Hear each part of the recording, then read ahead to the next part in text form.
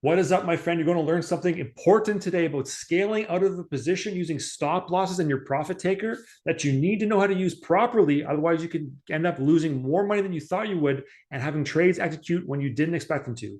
Here's what we're talking about. We're going in, we're going to watch this, and we're looking at Meta. We think Meta is going to go on a bit of a rip here. We're going to look at the 8 days out till expiration calls. Look at the 240 calls. We're going to buy some of these babies because we think we want to ride some profit up and go lock in some gains. We want a quantity of 5 right here. Limit order is fine. We're going to go in the mid right there. And we're going to pop this little advanced tab open to get our profit taker and our stop loss on.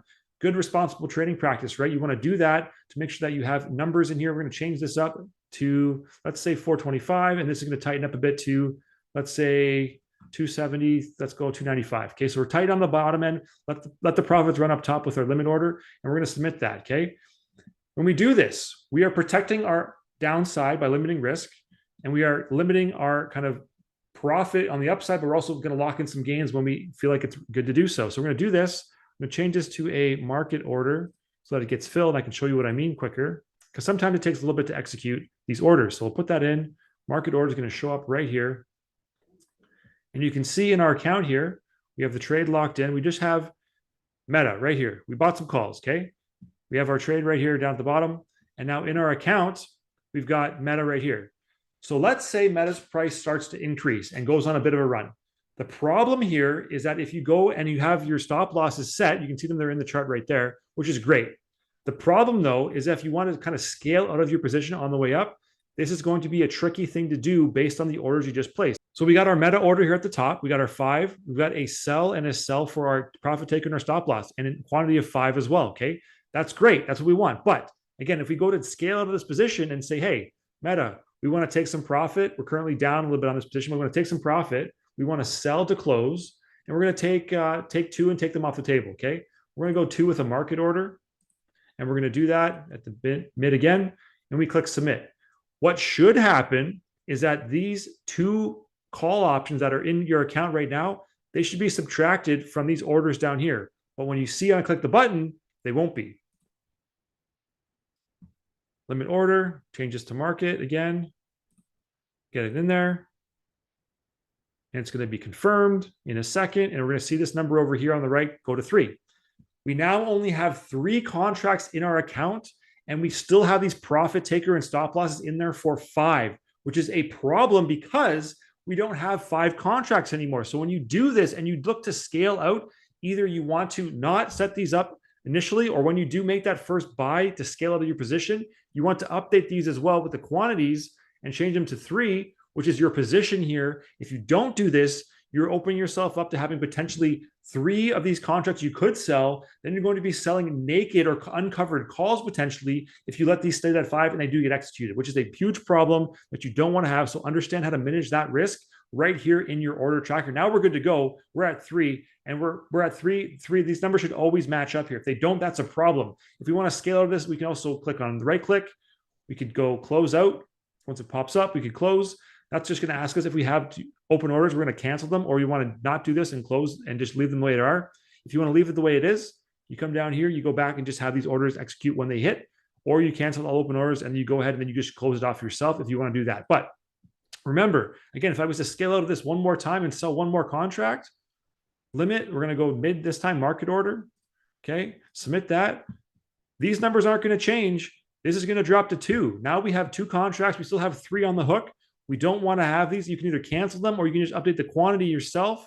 If you want to do that, by all means, update.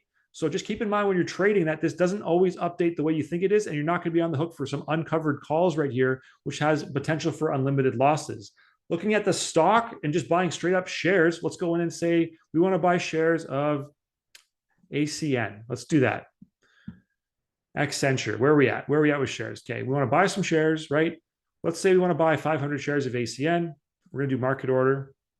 We're going to be responsible again and click advanced and click on the stop loss, right? And we're just going to do stop loss this time. We're not worried about the profit taker. We're just going to do stop loss and go submit.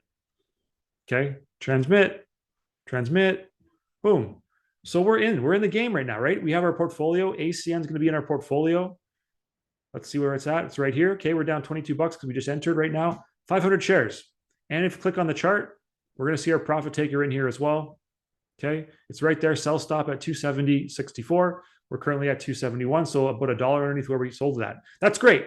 And that's how you protect your downside. The problem though is when people decide to go ahead again, if you right click to close, it's going to give you the warning like I have open orders. You need to make sure you understand what this means, because if you go and say, okay, I'm going to go back and just do it manually and sell 100 shares, do a market order, okay, and we're going to sell at the mid right now. We want to sell, not a stop. We want to sell the market order, okay, and submit. We just sold 100 shares off. Our position's 400 in our account now over here. We can see that. But down here in our order section, we're still looking to sell 500 shares when this stop loss price hits. What that means is if the price of Accenture goes down to 270.64, like shown in the chart, we're going to sell 500 shares.